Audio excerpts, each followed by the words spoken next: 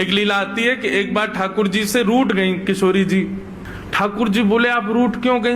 बोले ये नीली नीली मणि आप जो पहन करके आए हो, इसमें एक गोपी का चित्र दिखाई दे रहा है मुझको। ये कौन है?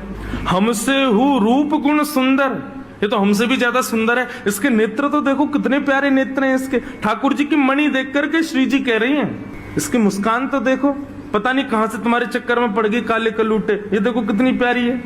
कौन है ये? इसके बारे में मुझे बताओ। मान करके रूठ करके बैठ गई। इतने में ललिता जी आई, किशोरी जी की सखी। ठाकुर जी से बोली, कहा भयो आज श्री जी नाराज क्यों हैं? ठाकुर जी मुस्कुरा के बोले हम एक मणि पहन करके आए हैं, उस मणि में राधा रानी को अपना ही प्रतिबिंब दिख रहा है, और अपनी प्रतिबिंब को देख के करें जे कौन है? ये हमसे भी ज्यादा सुंदर है, ये इतनी हंस क्यों रही है, इसकी आंख इतनी सुंदर क्यों है, ये तुम्हारे चक्कर में कहां से पड़ गई? इस बात से मान करके बैठी। इतनी बोली है राधा रानी। तो राधा रानी मान करती हैं, पर एक दिन किशोरी जी ठाकुर जी से बोली कि आज आप मान करो।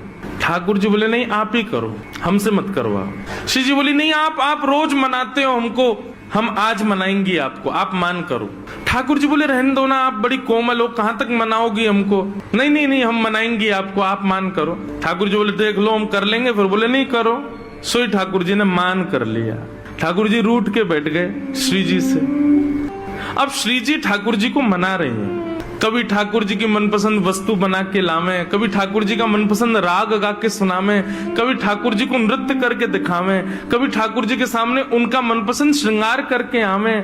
सब प्रकार से श्री जी ने मनाने का प्रयास किया, लेकिन ठाकुर जी नहीं माने। और मान लीला का ये नियम है कि सूर्यास्त तक मना सको तो मना लो, सूर्यास्त के बाद मान खत्म हो जाएगा। यदि मान में मना लिया तो मनाने वाला जीत जाएगा, और यदि मान सूर्यास्त तक नहीं मना पाए तो इसने मान किया वो जीत जाएगा।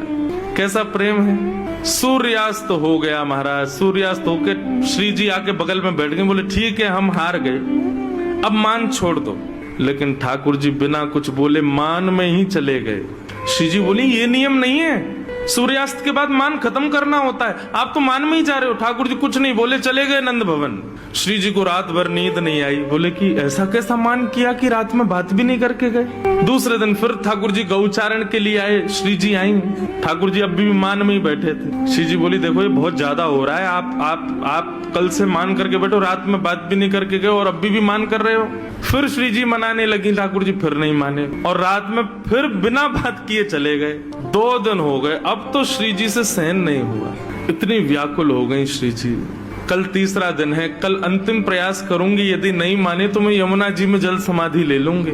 और तीसरे दिन श्री जी मनाने लगी, ठाकुर जी फिर नहीं माने। सो श्री जी उठ करके यमुना जी के तट पर चली गई। जैसे ही श्री जी के नेत्रों का अश्रुबिंद आकर के यमुना जी के जल में एक बूंद गिरा, यमुना जी का संपूर्ण जल लाल पड़ गया। यमुना जी प्रकट हो गई। हे श्यामा जी, आपको किसने विरह दिया? इतनी वेदना आपके हृदय में हो रही है। अभी आपके अश्रुबिंद का ताप इतना था, इतना ताप तो हमारे भैया यमराज नहीं देते किसी को नरक में, जितना ताप में आप हो इस वक्त। आप बताइए तो सही, किसने दिया आपको ये? श्री जी थोड़े भाव में बोली, तुम्हारे श्याम सुंदर मान करके बैठे 3 दिन हो गए, रीझे नहीं रहे। यमुना जी बोली हाँ श्री जी को श्रम करा रहे हैं, रुको मैं बताऊं इन्हें। तो यमुना जी गई महाराज, और ठाकुर जी जैसी पीताम्बरी, ठाकुर जी जैसा श्रृंगार, ठाकुर जी जैसा मुकुट, ठाकुर जी जैसे बिल्कुल कानों में कुंडल, ठाकुर जी जैसे बिल्कुल डिट्टो कड़ूला, ठाकुर जी जैसी वंशी, ठाकुर जी जैसा श्रृंगार। और श्रृंगार करके जैसे ही यमुना जी आई, श्री जी देख कर अरे श्याम सुंदर आप मान गए? यमुना जी बोली हम श्याम सुंदर नहीं है, हम यमुना जी हैं। अरे आप तो बिल्कुल श्याम सुंदर जैसी लग रही हो, आपकी महक भी बिल्कुल श्याम सुंदर, बोली भी श्याम सुंदर, चाल ढाल सब श्याम सुंदर। बोले यार श्याम सुंदर ने अपने रूप पे, अपनी वाणी पे, अपने कटाक्ष नेत्रन से पूरी गोपीन को कष्ट दे रखो। या श्याम सुंदर को यही के रूप से कष्ट दूंगी मैं, आप यहीं बैठी रही हो राधा रानी, मैं अभी जाऊं।